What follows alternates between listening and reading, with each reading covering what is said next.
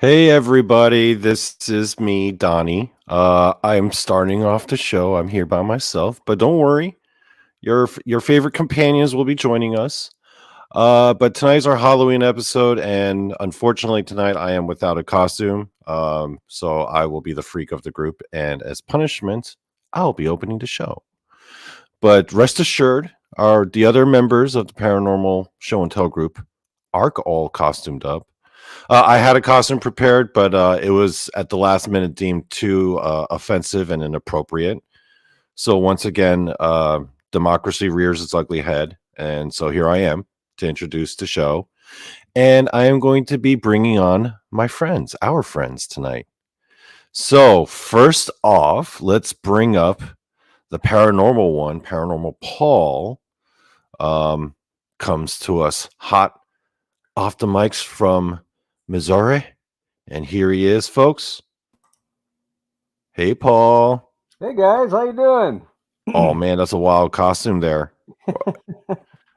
I actually had something else in mind, but I couldn't find my tie-dyed hippie shirt. Oh, I had to take this off a mannequin. So, all right. oh well. The wig too.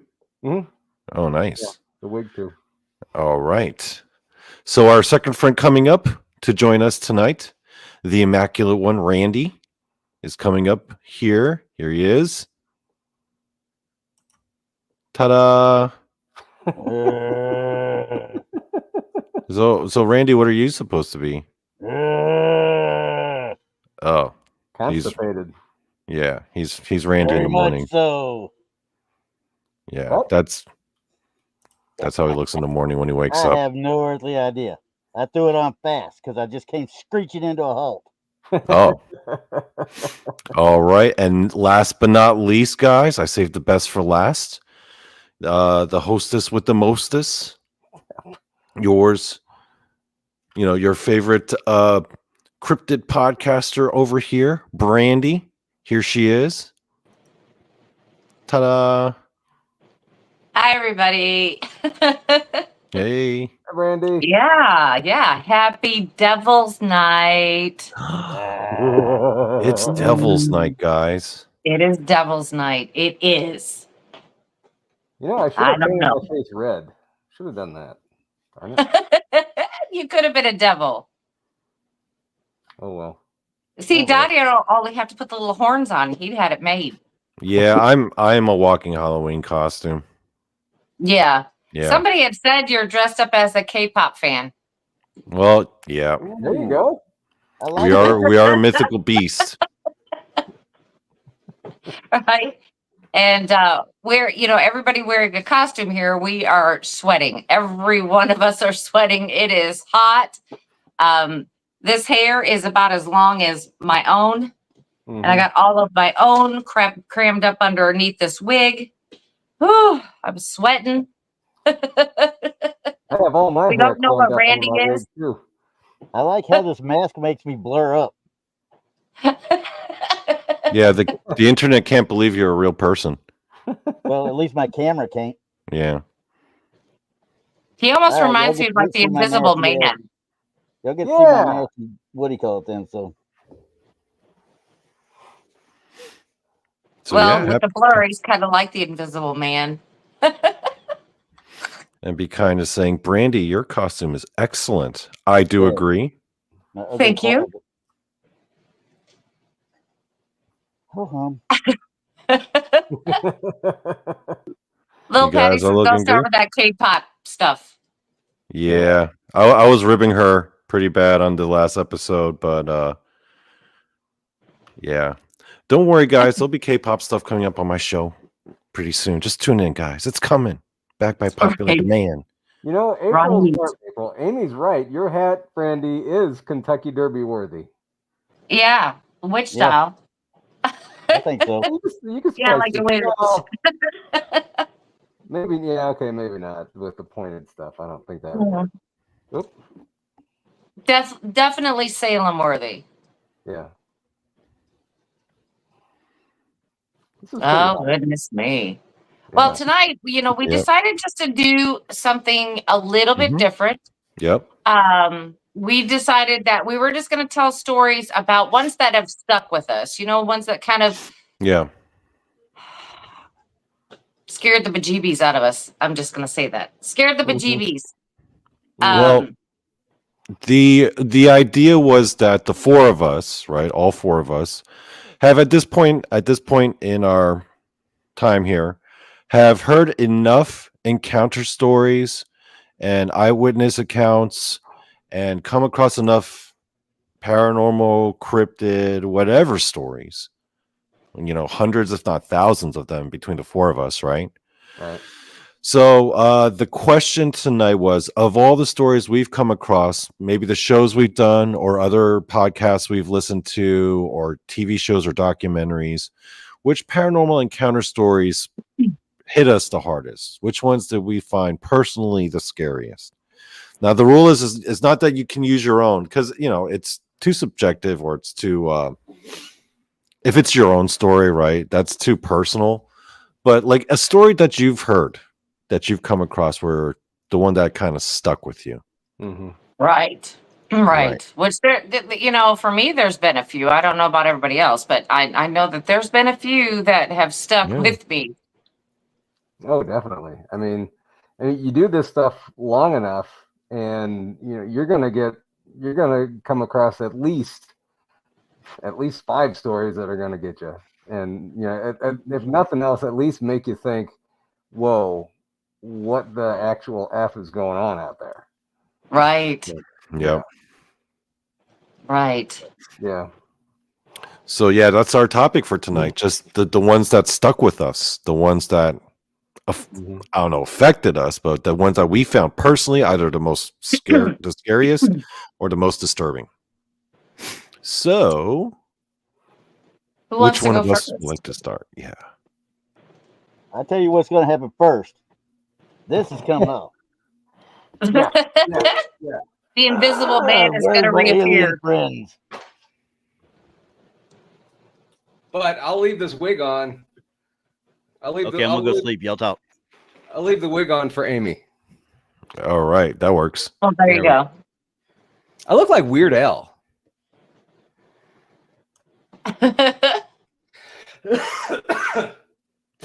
Oh, much better. Oh, much better. Okay, I'm a happy man right now. I'll just stay Panama Jack style. How's that? There you go. Right, there you go. Now you look like a hippie.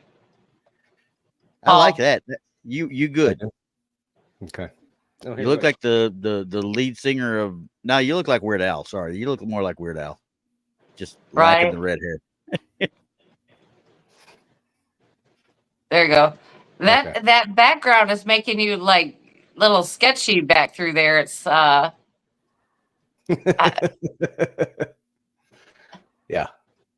I think that's slowing your stream or something. That's what?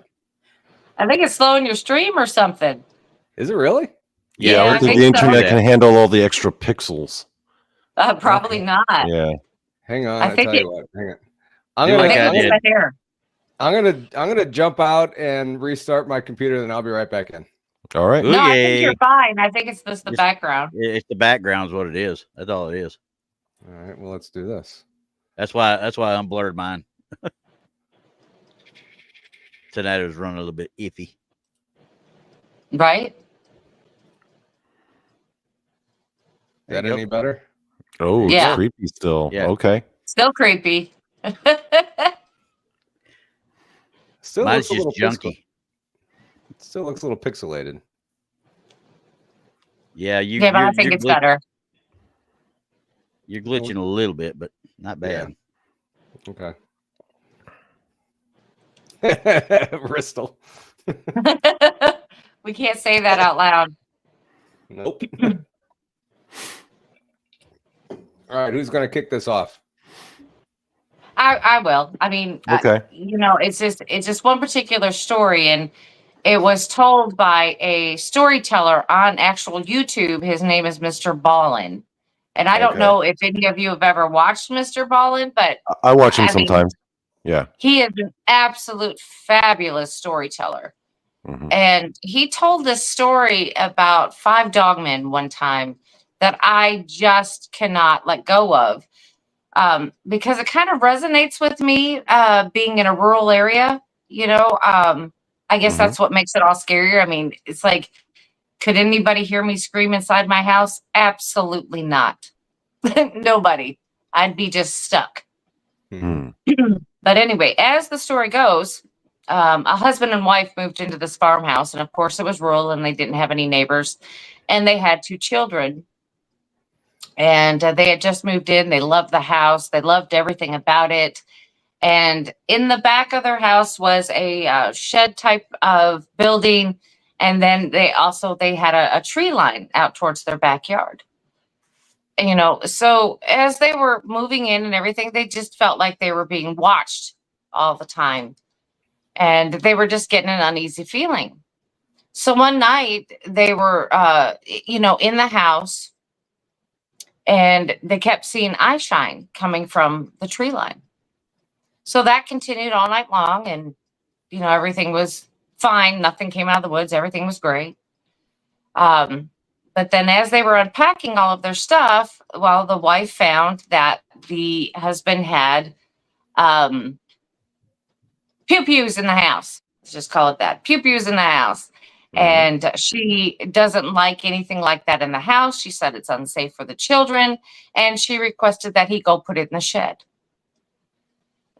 So he went and put everything that he had in the shed to make his wife happy, that he didn't, he didn't feel that there would be anything necessary to have one of those in the house for, and, to keep the children safe.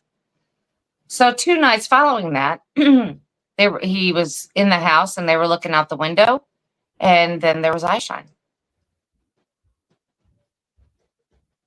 And so they kept trying to figure out what this thing is, or what these things were that were looking at them from the tree line. So they were finishing up dinner, doing the dishes and everything else, and then looked back out.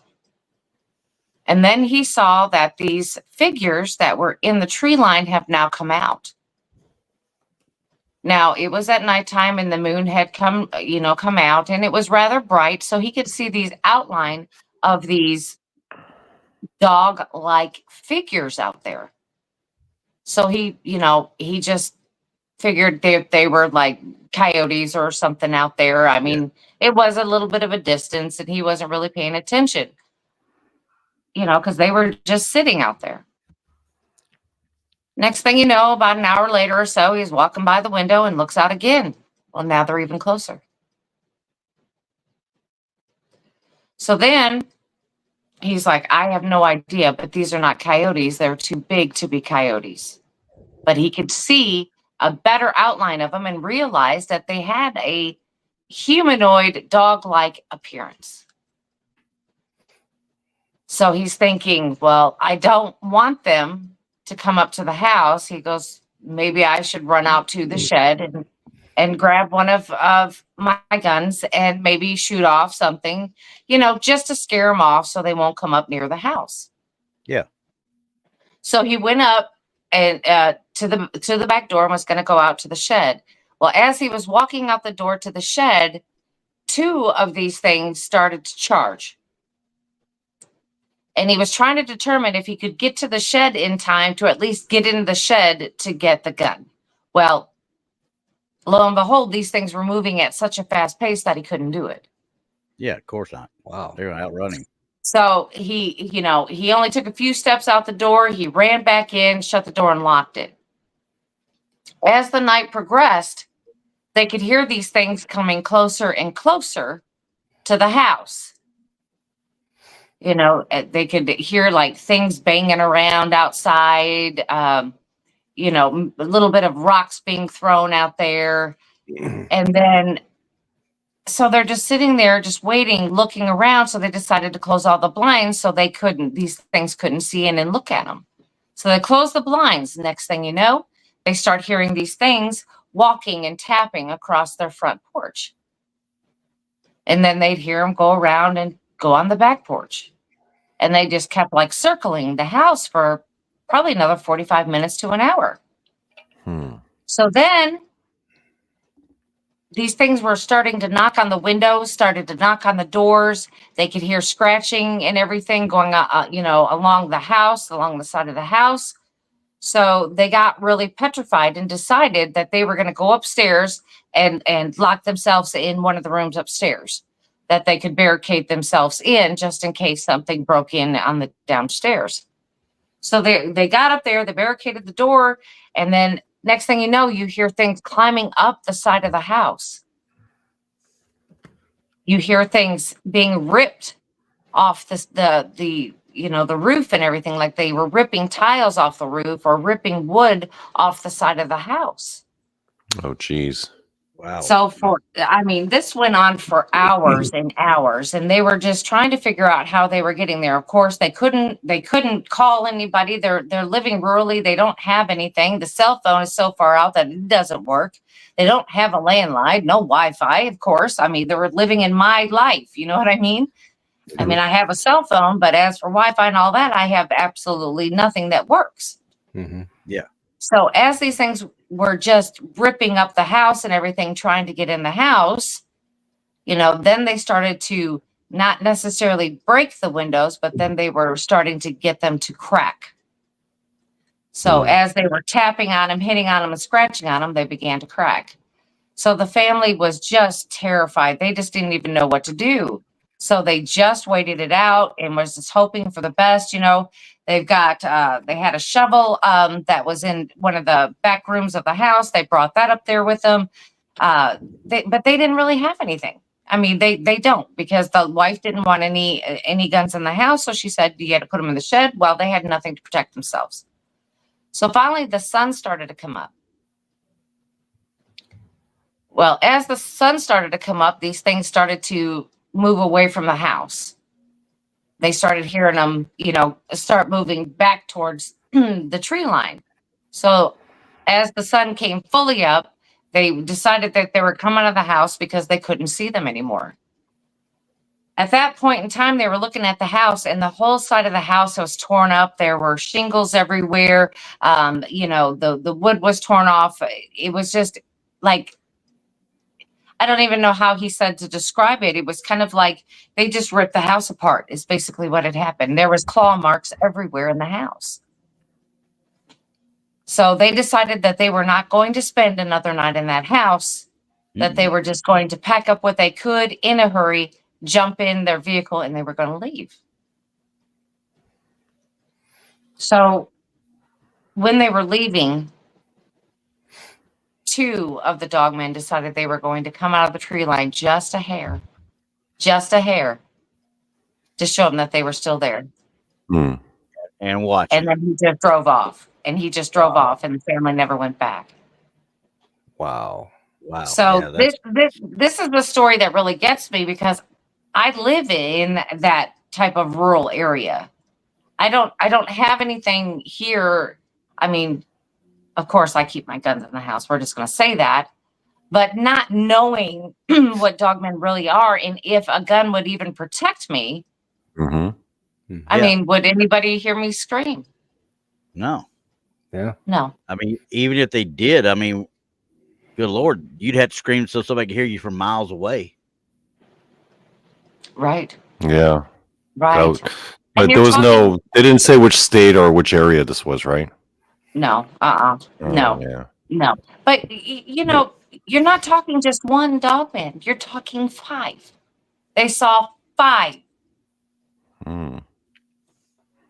So, wow. I mean, so they were basically hunting in a pack, which is really scary. So, I mean, it was just one of them stories that just stuck with me, because I'm like, what if something happens like that to me here? I won't be able to do anything. It'll just be over. And, because like I said, we don't know enough. We don't know enough about dogmen to say that a bullet would actually kill it. Honestly. We don't. Would you really consider what they were doing really hunting them? I think they were there just to terrorize them. Yeah, I think they were trying to get them out of their area, but they weren't necessarily hunting them. I don't think they'd be telling the story. That's just personal opinion. I think that they were there just to terrify them. Which certainly did the trick. Holy cow. Yeah, well, I mean, which leads me to believe that, you know, I don't know if the story is true. It was just a story being told.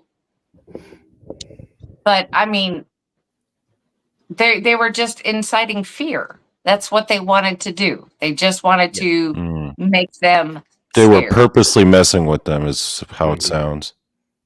Right. I wonder Right. where this was and what that house looks like now. Yeah, it's probably all abandoned now. Can't imagine anyone wanting to move there, right? I don't know. Yeah. I don't know. Especially after you hear the story. Like I said, I don't know if it's true or not. It's a story I heard, but it just hit it hit too close to home for me, I guess. When did this happen? Do you know? It was just a story being told. That was it. there were a lot. I'm imagining a lot of personal details will be left out to protect the privacy of the yeah. people telling the story. Yeah, not only just to protect the story, but also the property and everything else out there. And then the people that could be in the area. I mean, you don't want a whole bunch of crazy people out there trying to do away with the dogman and all this other kind of stuff, you know. Do you know what I find kind of heartwarming about that story, though, Brandi? Is the fact that story clearly demonstrates that Dogman is a pack animal, right? Because there's 5 of them together. And if that's what true, I was thinking. Then Dogman, it would go to point out, is a social animal. And if that's true, then Dogman can feel love. Oh, guys. Perhaps, or it could be more like a military type. I bet you those feeling 5 where- dogmen that they love each other. They're family. Either that or they're like, hey, you know, I mean, That's so heartwarming, actually. you're my thinking more hunting along the partner. lines This of- is how we're gonna eat. You know, I'm thinking more along the lines of a hunting tactic than they love each other. I would think so too. Yeah. I mean, because Sorry, Don. I mean, it Can't leads they- me to can't they believe be that they both? could honestly flank and Yeah. cut people off, you know, and Yeah. stuff like that. I think they were trying to flush them out of the house. Yeah, I think so.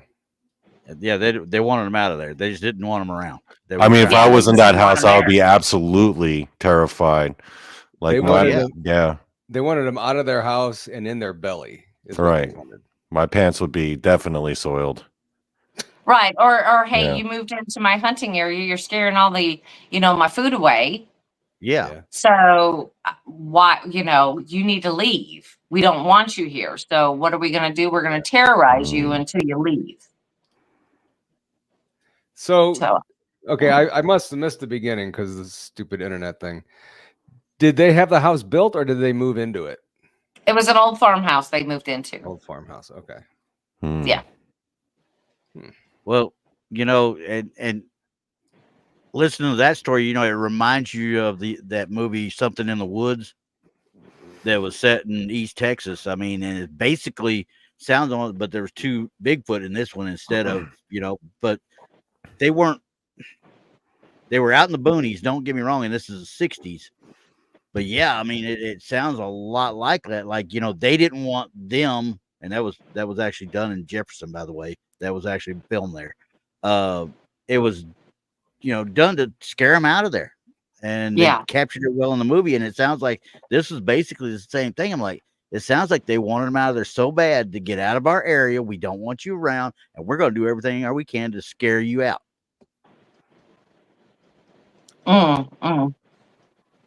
So, Amy Creel is calling us Weird Al Yankovic and the Kentucky Derby attendee witch.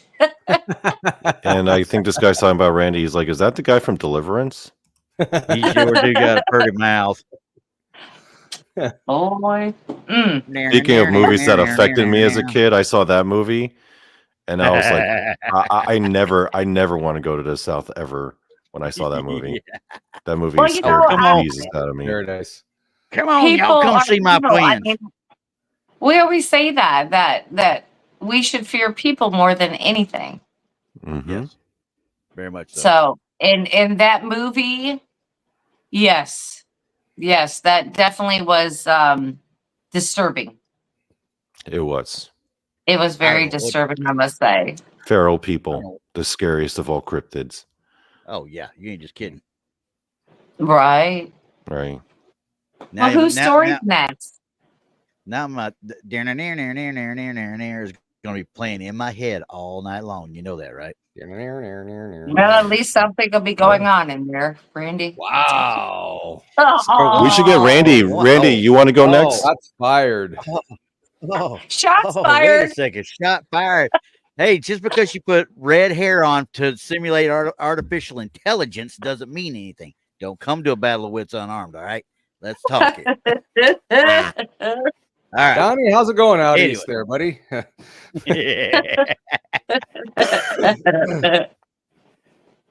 Okay. Anyway, Woo! who is it next? You want me to All do? right. Randy, you want to go? Yeah, go for it, It Randy. doesn't make no difference. It don't make no difference because Yeah, you go, mine's Randy. mine's relatively a little bit easier. I was sitting there trying to find some little pictures of it and stuff, but I don't know if anybody ever used to watch the old show, The Lost Tapes. You know, it used to be on Animal Planet, and I think it was on Discovery at one time before that. It was just like Lost Tapes, like kind of like found footage style documentary, episodic TV. I think I remember some. Yeah, and they different stories for different things. You know, you had the one guy that was the one girl that was out at sea, and it turned and had somehow gotten these pictures, these tapes, and it looked like a plesiosaur was circling her, and then she just disappeared. You know, when she went to dive under the boat, so nothing. Right. But there was one, and this may not be as much paranormal as it is just freaking frightening as you know what. Right. There was a dude, and this was on the show, and it would not surprise me if this happened in real life because I've heard about it happening before. In the Southeast Asian islands, you know, the Indonesian islands and stuff, you know, you have Komodo dragons. Komodo dragons have serious bacteria in their you know, saliva. So when they bite you, you might as well have been bitten by a rattlesnake and let the venom slow kill you for 10 days or so, type thing. Right. Well, this dude is doing a solo trip in a rainforest. Is in Indonesia, on a Malaysian island. I won't say it's Komodo itself, but it was on one of the other islands. And the guy is just traipsing along, and he's filming it. He pulls, you know, the Survivor Man style, self video stuff and everything, and he's doing it, and he's got it set up. And all of a sudden, he wakes up, and he's like, you think you're watching Alone, you know, wake up, getting bit by something. No, he getting bit by something at his foot. He's like, what is that? And the thing takes off, and you can hear the growl and it run off, right? He's like, I just got bit. And he looks down, and he's got these jaw marks on his ankle. And he's like, oh, I had to clean it out and all that stuff. And it proceeds for the next, he keeps videoing himself for about 3 to 4 days.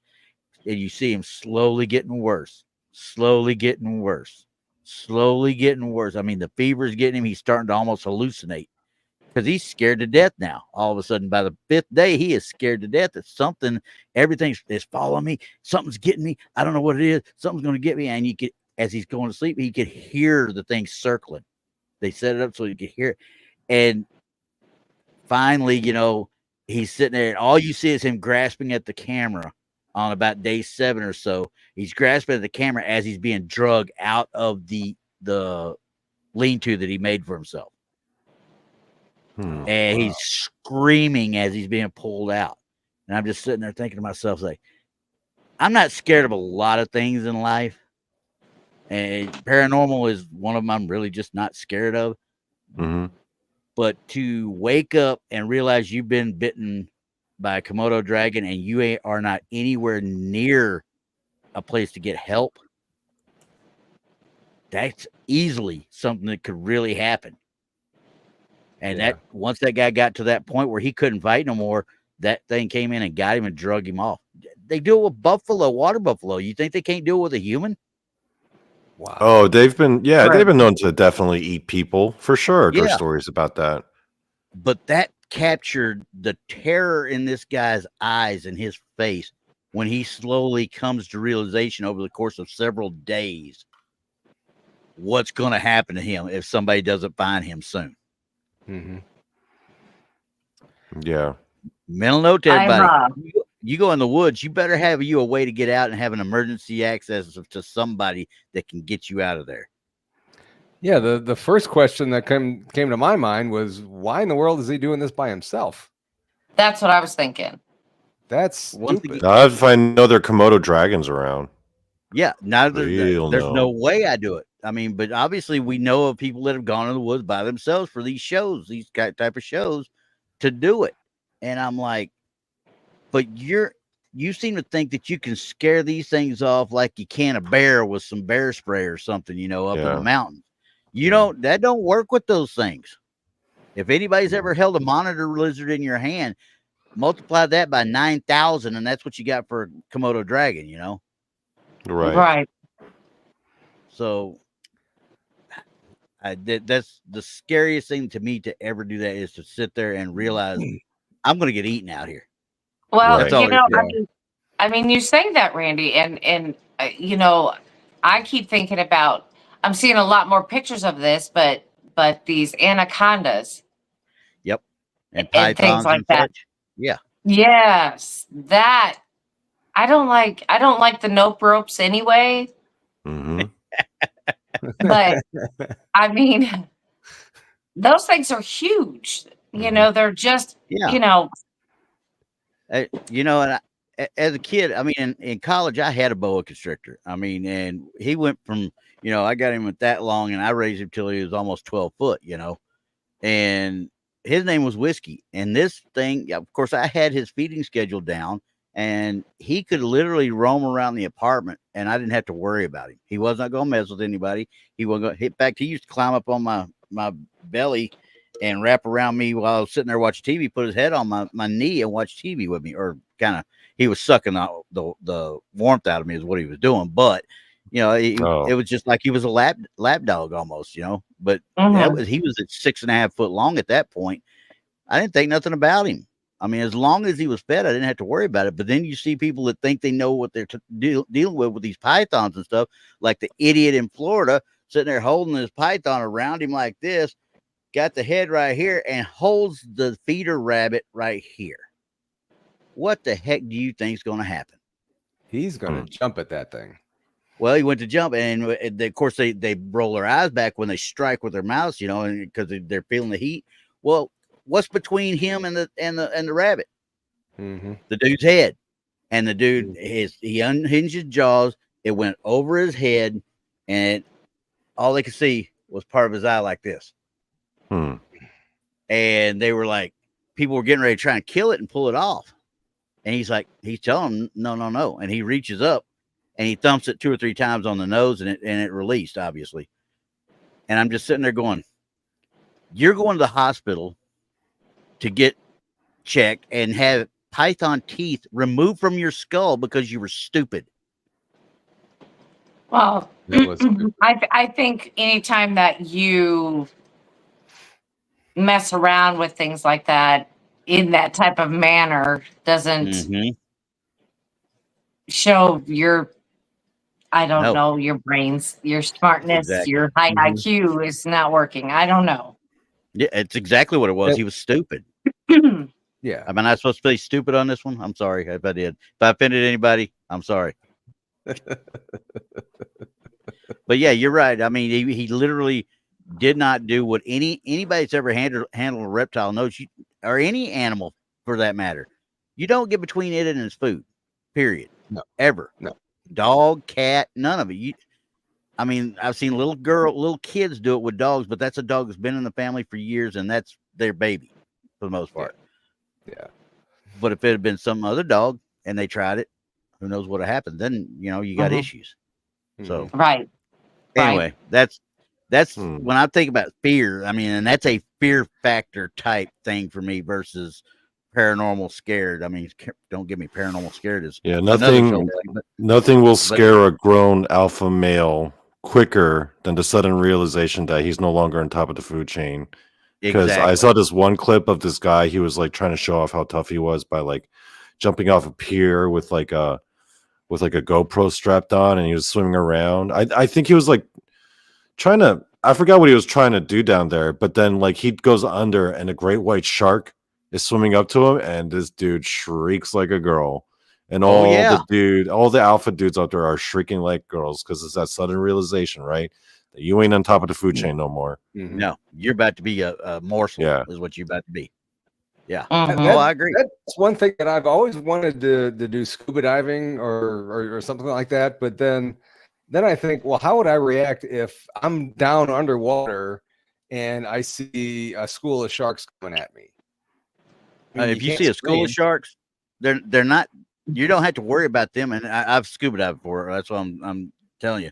This you can get down there as long as they're not in a feeding frenzy with a shoal of bait fish or something like that. If you've got Yeah. a school, you're talking about blue sharks, gray nurse sharks, reef sharks, that kind of deal. It's the sole solitary ones you got to worry about. And I mean, I've never swam with great whites, but I have been in the water with tiger sharks before, and I try to get out of the water as fast as I can when a tiger shark's around, because you think a great white's big, those tiger sharks ain't much smaller. But the one thing you got to be scared of more than anything else when you're in the water, and I tell everybody this to this day when they go to swim, if you see a barracuda, get out of the water. Get out. Don't swim with barracudas. They're so unpredictable. One guy had his whole mask taken right off and his head gash. And I mean, it happened lightning quick. Mm. Mm. Right. That's just crazy. That is crazy. But I wanted to go back to, which is something different. But I called this Devil's Night. Devil's Night actually came from Europe, and it was just a night of mischief and pranks. And it made its way to the United States about the 1930s, 1940s. But in Detroit, now things got out of hand, and they started calling it something else. Well, they used to have a night where it was called Angels Night, where there would be all these volunteers out. They would have lights on. They would be patrolling the streets in the area, just to make Detroit safe for at least just one night. Just take out crime for one night, right? Well, then unfortunately, Devil's Night came along, and they started to have that instead in places where in Detroit, it was a lot of arson. If anybody can remember back in the 80s, I'd probably be the early 80s, late 80s, that they would they would burn places to the ground. They would go in, and a lot of people were convicted of arson, all kinds of stuff, because they would just light everything on fire. And of course, this was always done on the night before Halloween.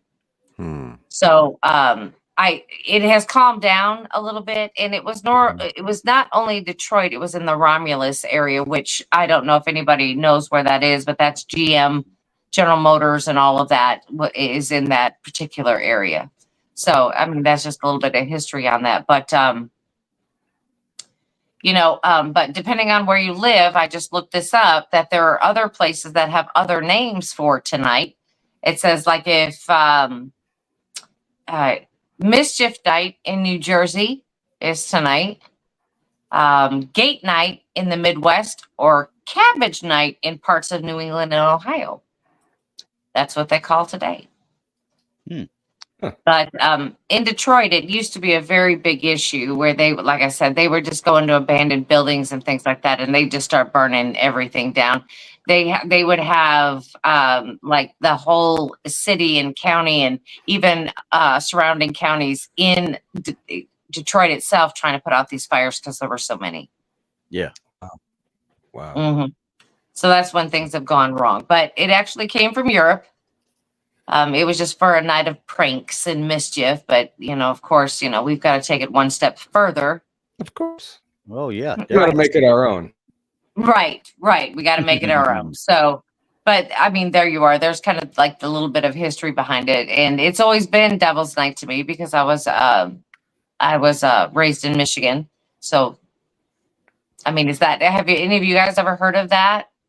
I've heard of Devil's Night, but I've never heard of all the pranks and stuff. Yeah. Down here, Devil's Night was supposed to be full of pranks and mischief. It's the night to TP somebody's house. or Yeah. egg somebody's car. You know, this was the night that this was supposed to happen. Yeah. No, it's too expensive. to or teach anybody's or house. pooping on the playground slide. That must have been a you thing, right?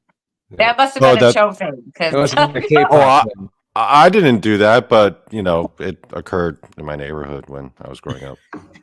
Go to rep past the playground after Devil's Night, and you just look over the slides like, is that poo? Like that. I would Yeah. imagine you would be the type to get the poo and put it in a paper bag and put it on somebody's porch and light it on Light it on fire. fire. No, yeah, I mean, it's kind of funny, but at the same time, that's mean. That's mean, guys. I'm not like that. I'm a nice guy. You know. So on Halloween night, when kids go around trick or treating, do you guys make them tell jokes, or do you guys do that at all? No, I just mess with them. Okay. I Yeah. usually live tell so them. far out. Yeah. I live so far out. I don't have trick or treaters. Yeah. Oh, okay.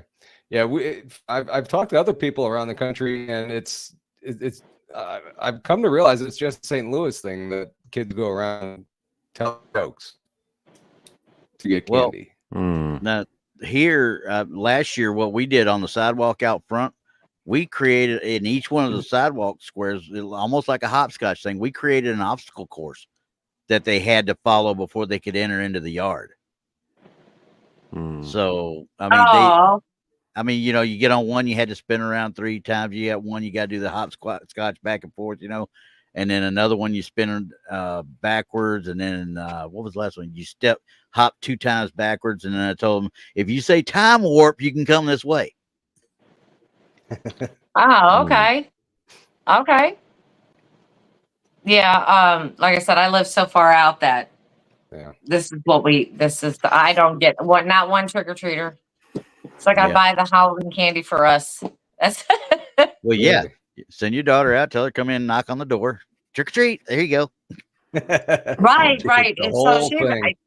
she's not even going to be home tomorrow. She's going to be out. She's going to be at a town friend's house, and they're going to, you know, wait for the Going trick or down to trick or treaters. treat.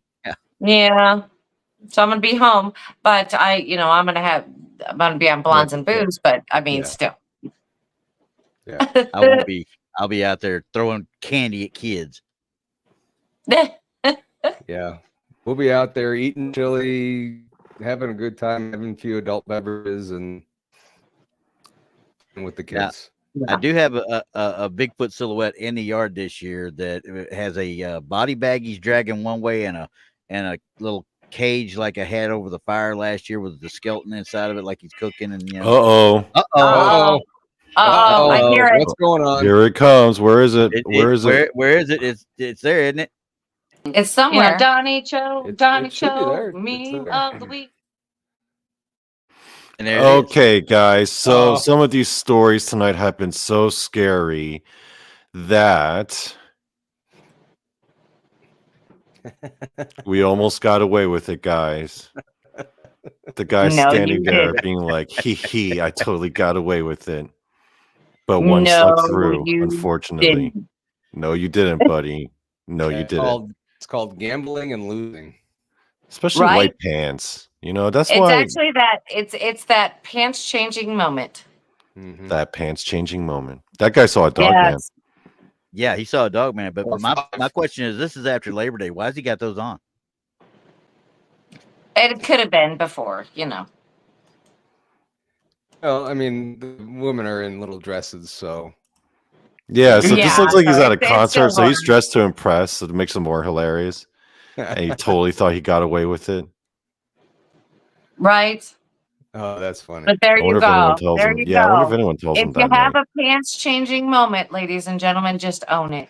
Just Just own own it. Don't even try to hide it. Mhm. Yeah, Mhm. no. Yeah, there it is. It's not worth it. You have to be Not worth it. really confident to wear white pants. Yeah, Really. no kidding. Yes. Yes. Hey, I got a saying. Us at this age right here where we're at Mm-hmm. right now, we're at the age you don't trust a fart, okay? Yeah. That is true. Mm-hmm. And it's 100% true. Yeah. What's the Okay, matter, scratch Brandi? that. Yeah. Last time I Scratch that, wore white everyone. pants, I was doing karate. So that's Oh Lord. Oh, wait a second. Don't you mean Taekwondo? You're from yeah, Korea. taekwondo. It's funnier when you say karate, though.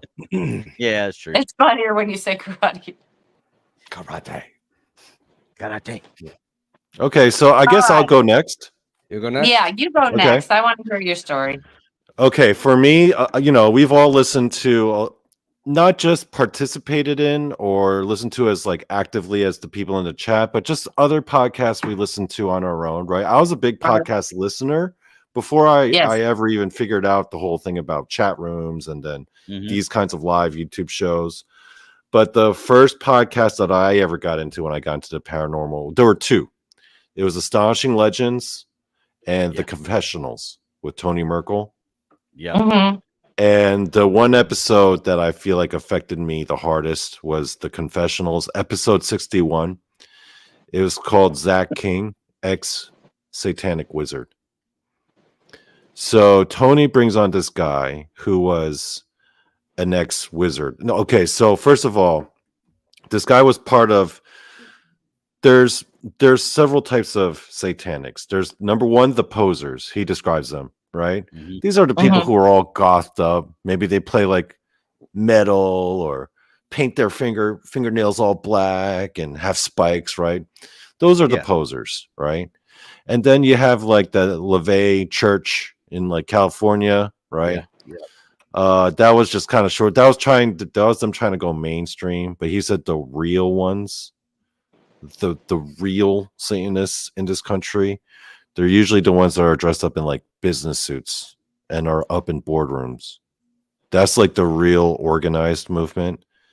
The ones who are like not out in the open, not public, but they're behind the scenes. And he was talking about this, and he described his role as a high wizard in that order, where it's basically their role is they're not like the leaders, they're more like the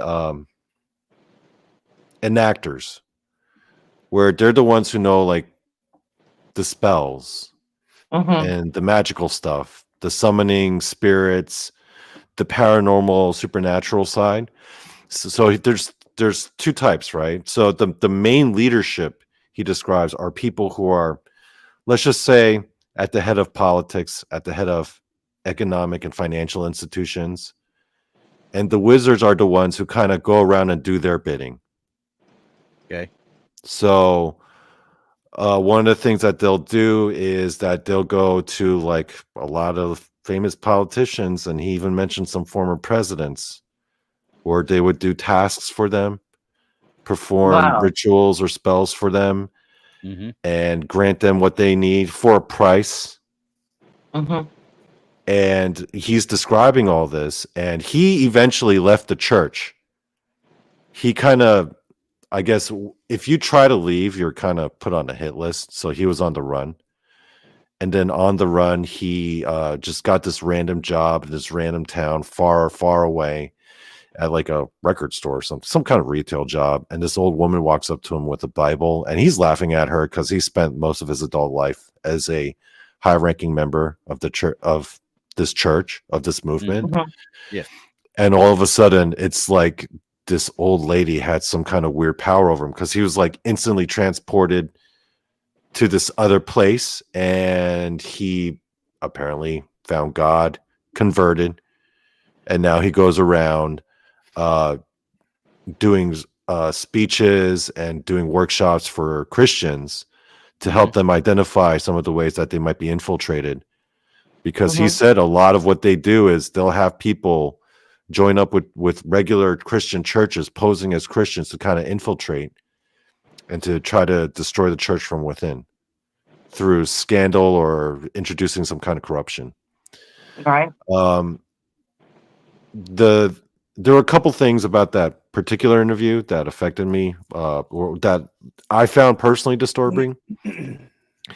Because when Tony asked him what it looks like at the highest level, at the highest echelon of this church, he said it basically looks like a boardroom, people in business suits, people who are like some movers and shakers in the financial world, the entertainment world, the political world, like major leaders that you never would guess.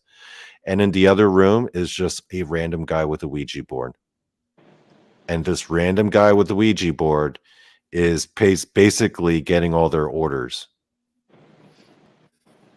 And not only is it a lot more prevalent and a lot more organized than people think, but think about it like this, right? People who use Ouija boards, they're usually kids or young adults messing around. If you have full-blown Satanists who actually know the names of these entities and are on the same, or that are on the level, like they have a similar interest and goal in mind. Yeah. You could ask them, you could ask the Ouija board for literally any password into any account. Think about that. You would never need a hacker, right? The whole purpose of a hacker is because you don't have a password, so you have to try to get into the system. Yeah, you gotta figure out If you have a backdoors, yeah. Ouija board literally feeding you whatever password you need, dude, you could rule the world like that. Right? Oh, yeah. Right. So it was that implication that, oh man, this is deeper than and he was mentioning some celebrities and some famous politicians I'm not going to mention because, we're in a very politically charged time in our country's Yes. current events. So I don't want to Yes, go we there, are. but let's just say some of the names he drops will shock you. Others, not so much. Others, you'd be like, yeah, I kind of figured as much. Yeah. But here's the other thing that affected me about that story was that in that story, he describes child, ritual abuse and why they do it.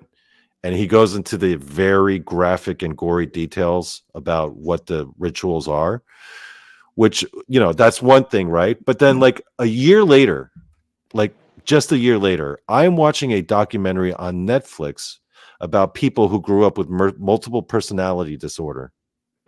Right? It's called dissociative identity disorder, DID. That's like the official scientific term. And they were following this one girl who had in the UK who had about 7 different personalities she would switch in and out of.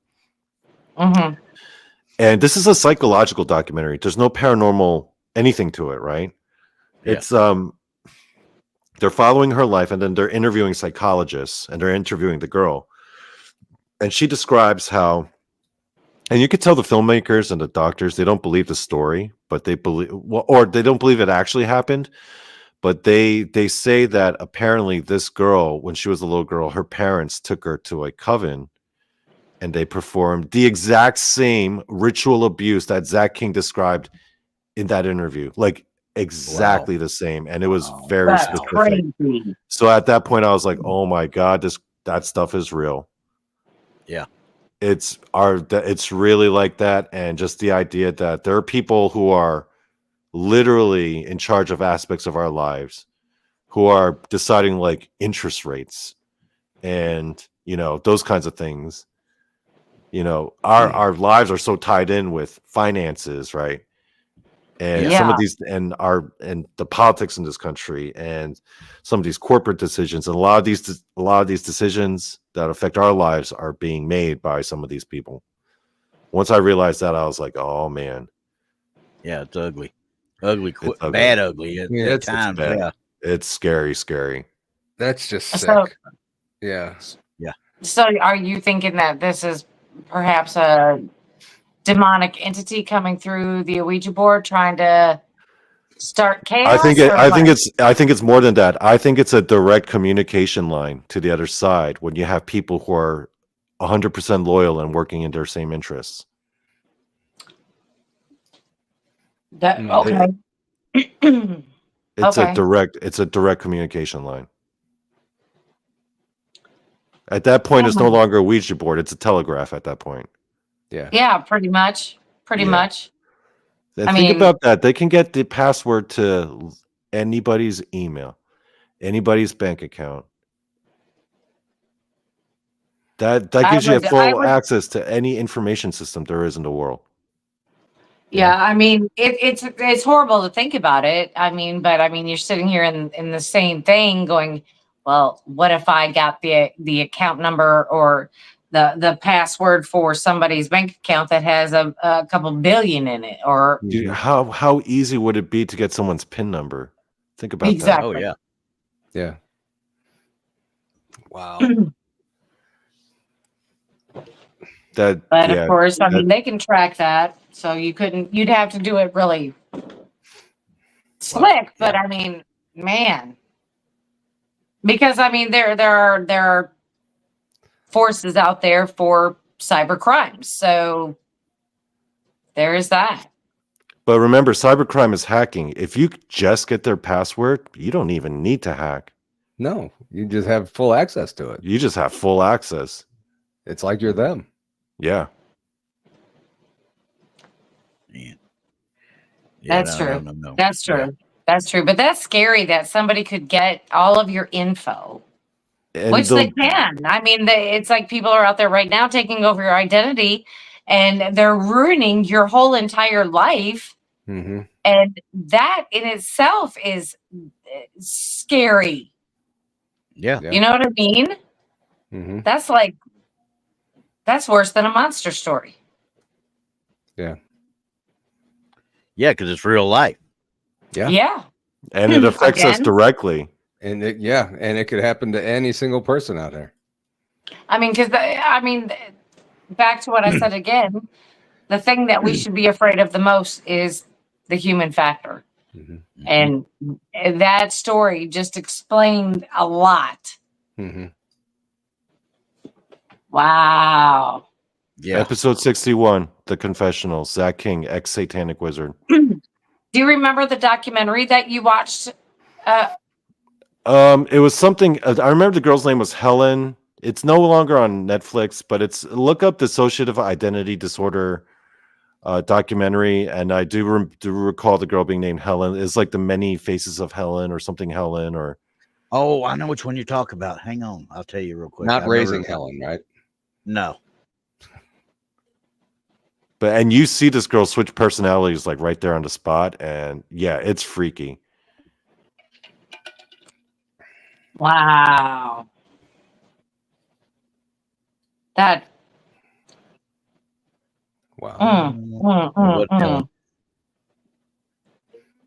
It wasn't Helen. No, it wasn't Helen, I don't think. I'm trying to look right now because I looked up the faces of Helen, many faces of Helen, and it keeps bringing up Helen of Troy. So I know that's not it. It's Oh, I something. found it. It's called, I believe it's called The Woman with Seven Personalities. Okay. But I remember, And- yeah, I think that's what it's called. The Woman with Seven Personalities. Yeah, there we go. It's a film. Wow. Yeah, I see what you. Yeah, I see what you're talking about. But he said the whole purpose of that, of like, ritual child abuse to the point where they have developed multiple personality disorder, was to foster and harness basically assassins. Because once you get someone like that, and you have all of these entities inhabiting one body where it's multiple personalities, they're basically the purpose is to create sleeper agents who they themselves aren't aware of what they're doing. Right. Wow. Actually, and I'm looking at this trying to make sure how long it is. It may be on actual YouTube. It looks like. Wow. Yeah. So. Yeah, because it's only like Oh, 40, we better 45 get minutes. to Paul's story before we run out of time. Yeah. We've only done 3 stories and it's been an hour already. An hour. So we need to get to Paul's story, but I'll look that up, Donnie, because that is very strange and again very disturbing. What they're doing to children. Yeah. Yeah. I mean, Yeah. That's to me, that's the lowest of low life when you do something like that. Oh, to yeah. children. That and pets. That's Right. That makes It's the hair like on the back of my neck bristle. Yeah. if there were degrees of evil, that would be like the number one spot. It makes me kind of, honestly, it makes me a bit resentful at the fact that there are no superheroes in this world. It's like this world sucks. We have all these villains and monsters and evil people. Where Batman at, guys? Where's the Batman? Justice Where's League at? Superman? Come Yeah, we on. don't deserve a Justice League. Come on, guys. Come on, We God. need one. Where's our Avengers Exactly. Okay. So mine was, I don't know if anybody remembers the name or knows the name Ernie Davio. Oh, yeah. I had him on, and he's been on BMR show a couple times. Mhm. And he was on my show in last November or something like that. And this was almost kind of my introduction to Bigfoot. And I was just rewatching this again today to kind of prep for this. This guy Ernie Davio, he was a hunter, and he works at a meat market, so he knows, you know, deer hunting, you know, inside and out and everything. Right. And it's someplace in Maryland. I couldn't quite get where it was, but it was someplace in Maryland. And this guy, he's tracking a couple deer that he's kind of flanking them, and as they're moving, it was in December, so it was pretty cold outside. So as they're moving, and he's, you know, trying to be careful not to walk on leaves and stuff and everything like that. Yeah. So as he's hunting these deer, he's trying to kind of stay excuse me, to the left and ahead of them a little bit, and they were on the other side of a stone wall, so he couldn't really see them, but he could hear them. So the whole time, whenever they move, he tries to move, and whenever they stop, he tries to stop. So he's not giving his position away or warning them. So he's going down this hill or this embankment, and again, he has probably two deer or something on his right, on the other side of a stone wall. As he's going down this embankment, out of the corner of his left eye, he sees something laying on the ground in front of a tree. So thinking it's another deer, he kind of just carries on down the hill, keeps his eye kind of on the left side, still trying to track those two deer on his right, on the other side of the stone wall. Mm-hmm. So he goes a little bit further down, and he noticed this thing on his left is kind of shadowing him down the hill and still kind of hiding behind the trees, still kind of low and everything. So he stops kind of, and he has a shotgun in his hand, and he also had a sidearm too, which he wasn't supposed to have. So he kind of, I guess, addresses this thing on his left. All of a sudden, this thing starts to stand up, and he quickly realized that it wasn't a deer, because it kept standing up taller and taller until it was 7-8 feet tall. And he realized that 20-30 feet in front of him or whatever was a Bigfoot, probably hunting the same deer that Ernie was. Yeah. So they're kind of, no one's attacking the other one. They're both kind of in a standoff. They're just staring at each other. He has his shotgun pointed at him, and the whole time the Bigfoot's just kind of standing at him, and all of a sudden he starts to slowly walk towards him with his hands either down like this, palms up, or up like this. I can't remember which one it was. So it seemed to him like it was trying to communicate with Ernie. Mm-hmm. So it gets to the point where it's like 10 feet away, and, you know, Ernie can smell him. He could, you know, see the eyes, see the white of his eyes, and see how terrifying and how tall and how massive this thing is. All the while, he's still hearing the sounds on the right, on the other side of this stone wall. So The Bigfoot kind of points at Ernie, doesn't really attack or anything, being so close, just kind of points at him, almost like Ernie kind of took it as he was asking for food. So it, in Ernie's mind, it was trying to communicate with him, like, hey, I think we're just about, we're after the same thing over here, but we could maybe help each other out. Do you have anything that you can give me, any food that I can get from you or something like that? So then, he gets to the point where the Bigfoot's even closer than 5 feet. And Ernie eventually, I guess, feels that he can trust this thing, and he drops his shotgun, which when I'm hearing this the first time, I'm thinking that's a pretty stupid move. Yeah. But he does. And he kind of shows the Bigfoot, kind of mirrors the Bigfoot, like, okay, I have nothing. I'm defenseless. I'm putting my trust in you just as you're putting your trust in me. And they kind of just stand there and stare at each other, almost like they're trying to communicate. So then he hears a little bit more commotion on the right. And it sounded a little bit different than just the deer grazing or whatever down there. Mm-hmm.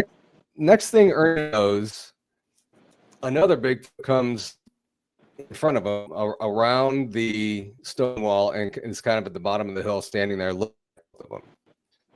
And he starts to, the one down at the bottom of the hill starts to come up towards Ernie and the other one. And the one that was standing next to Ernie kind of grunts or bark or whatever, makes a sound or something, and the one down there kind of stops, almost like, yeah, this guy's cool. He's not going to hurt us. We're not going to hurt him. Just leave this one alone. We have, we're hunting something else over there.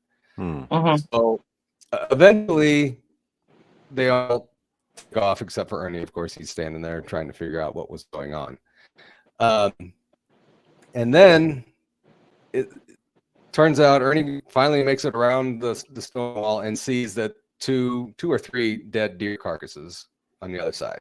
So what happened was there was one or two other Bigfoot on the other side there that they didn't see or hear.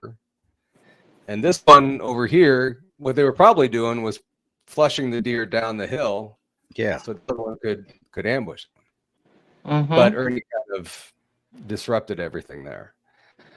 But what kind of got me was, you hear these stories about how terrifying Bigfoot is, and how, I mean, and man too, that they would just rip you apart if need be.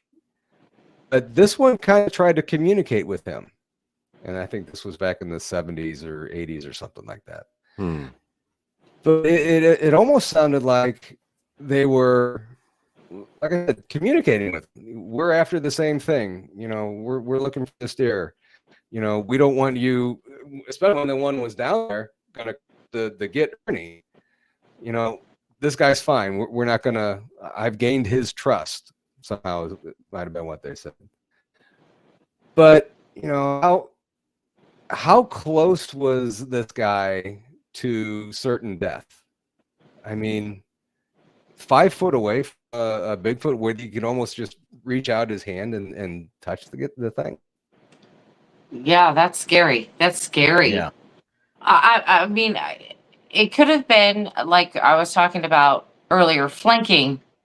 Like the one we're gonna go get the food, but yeah, this one's gonna come over here and either take him out or just keep him busy while they do their business. Mm-hmm. To keep his attention, because of course they were hunting the same thing. Mm-hmm. Yeah. And then I was wondering what would have happened to Ernie if he would have just, this Bigfoot over here on his left wouldn't have stood up, and he would have just assumed that it was a deer or something. Yeah. And he continued down that hill. Would the other two have just attacked him? Would this one think that Ernie's going after the deer that they're getting? That's tough to Possibly. say. Yeah. Yeah. I mean, And And then I mean, to go from that to darn near communicating with these things. I would assume that they would have attacked him because he was hunting their food. Yeah. Yeah. So that's what I would assume. And like I said, it's just that other one stood up just kind of to get his attention and go, hey, don't go down there. Hey, buddy. Don't Don't do it. It's Yeah. like, hey, stay here with me.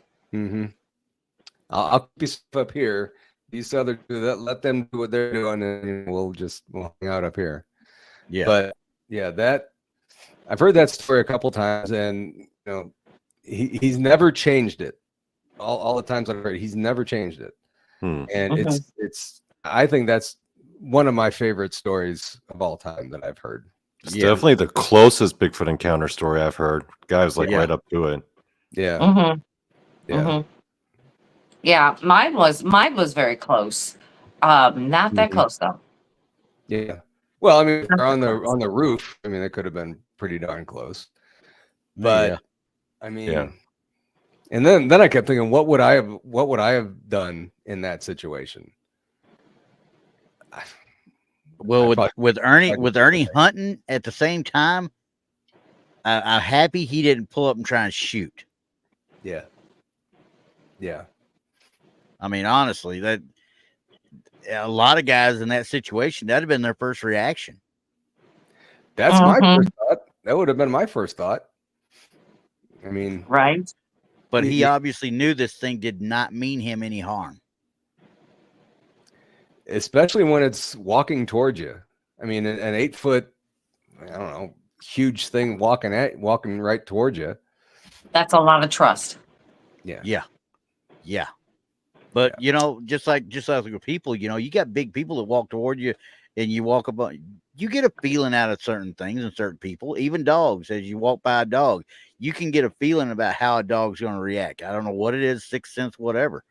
But I mean, if he had that feeling, this thing ain't gonna hurt me. He's doing his thing. I'm gonna leave him alone. Yeah, it'd take a lot of people, a lot of willpower not to pull up and try and shoot. Yeah. Yeah. Definitely. That wouldn't be my first reaction, but yeah, I'm more of a pacifist anyway. Okay, I would have been like, take me to your leader. I am your new emissary. Yeah. Donnie's remains will be scattered all over the forest floor. So what? I would be accepted into their tribe. And then they would make me their chief. One leg at a time, right? And then I will control them. Yeah. Oh Lord. Yeah. That was fun. Yay. Yeah. That's really weird. I think they'd bring him back though. They'd be like, will you please take this guy back? Come get him. We know one. Yeah, come get him. Never mind. Once again, I think okay, real quick. I think we have a little bit of time left, so let me ask you one real quick question. One word answer, okay? Okay. Because we're talking about the stories that affected us the most, right? Yes. Which movie for you personally scared you the most in your life? Oh. Changeling. The George C. Scott movie, the George C. Scott movie, The Changeling.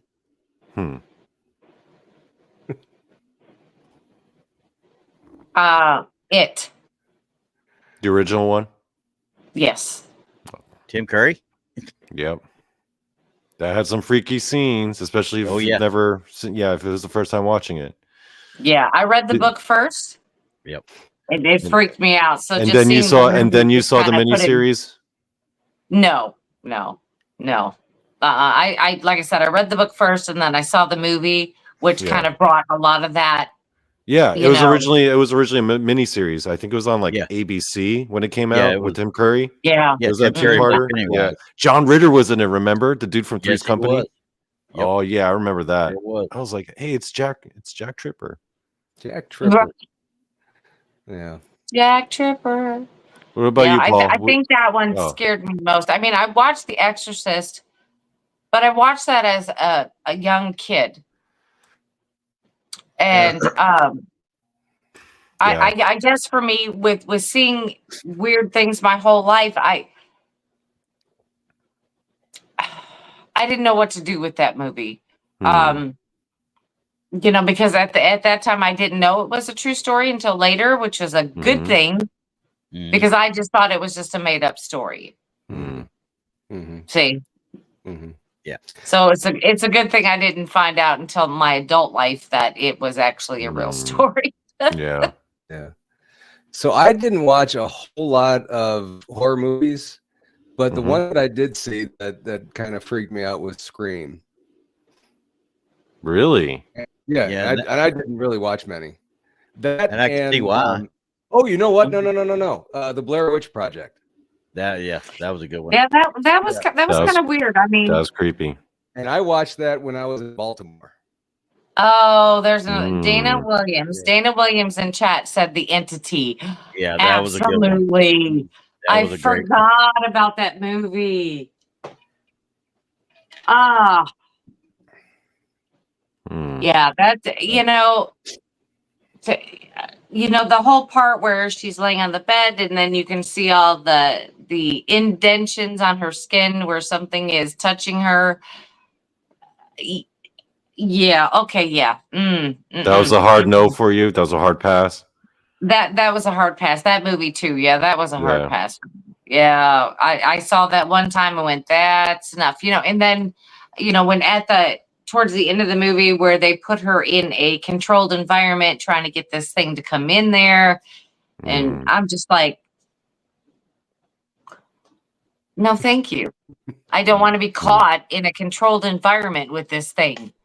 Because this thing could probably move freely through it, and I'm stuck in there. No.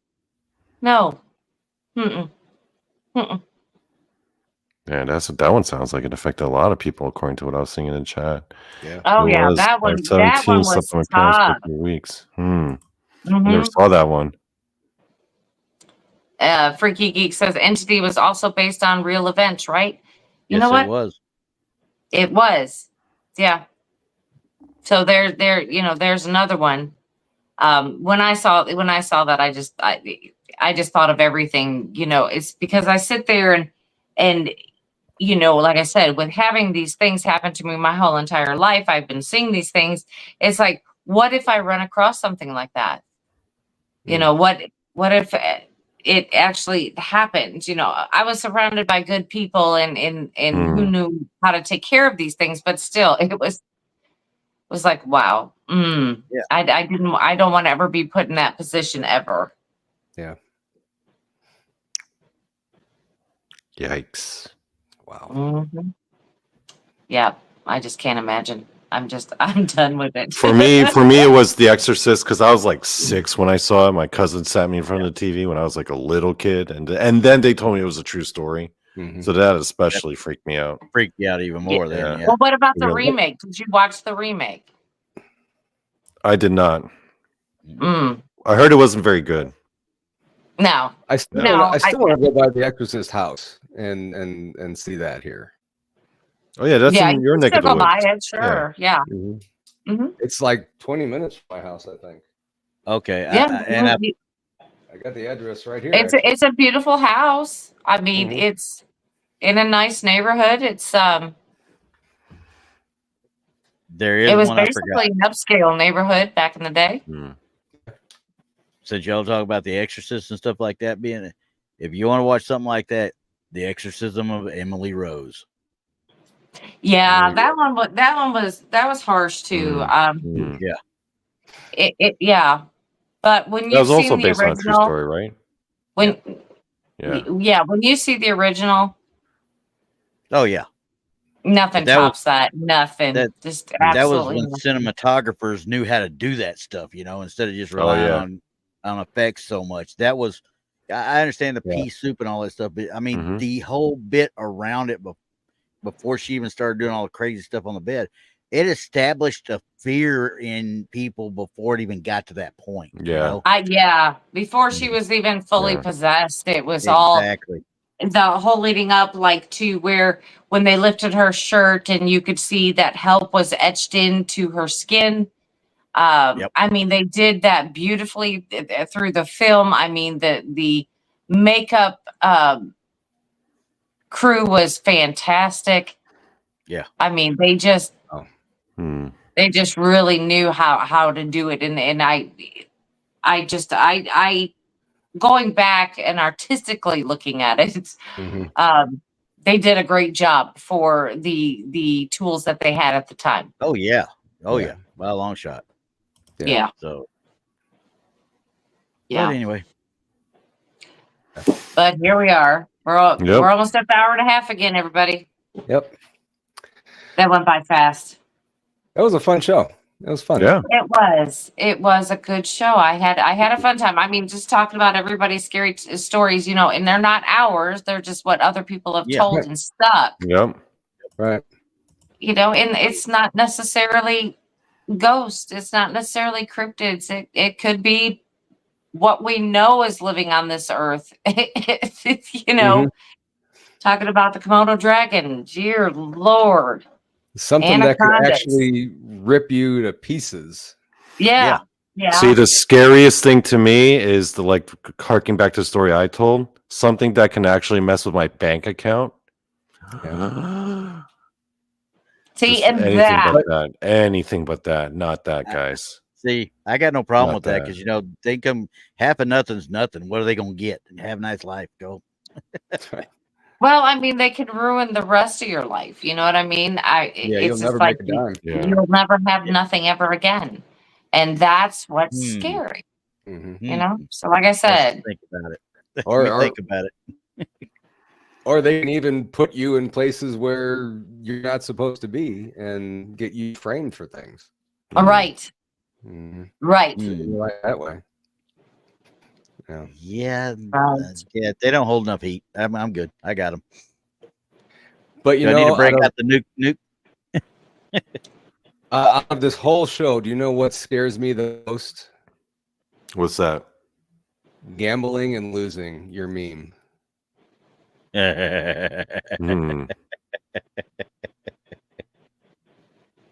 Gambling and losing your what? The meme that you showed. Yeah. Oh, gambling and losing. Oh, we're talking about. Yeah, this is probably. Yeah, this would scare just about any grown man. Yeah, it would. Anyone. Yeah, I'd be scared. But then you got to face the other grown men. Yeah. Oh, you ain't just kidding, because that dude, he ain't getting out of there unscathed. Trust me.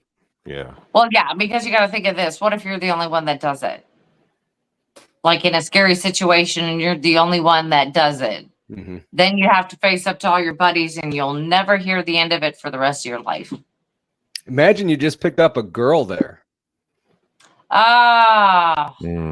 You ain't never going back to that place again. I about to say no, or like no. You're out in the woods trying to impress your girl, like showing her how strong and brave you are. Yikes. That's scary. That's truly terrifying. Right. Okay. Well, anyway, folks, it is the end of the show. And, tomorrow night, Blondes and Boos is going to have Dennis Carroll on to tell us some ghost stories. So we're looking forward to that. So tune in tomorrow night at 8 p.m. Central. On Friday, we're going to be doing a recap of what happened last Saturday night and my whole night adventure of sleeping in the most haunted spot in the location we were in. So, and that was a pretty active night. That was a pretty active night. That was very active. So, I haven't been able to go through all of my evidence just yet. Hopefully I'll get to it either tomorrow or Friday afternoon. Hopefully I'll get to it sooner than that. But there was some good things that had happened. And like I said, we're going to talk about it, show some evidence. And what you got going this weekend, Donnie? Yeah, hop on my show is going to be this Saturday, 9:30 p.m. Eastern time. I'm still figuring out what I want to do as a topic, but it'll be a good one.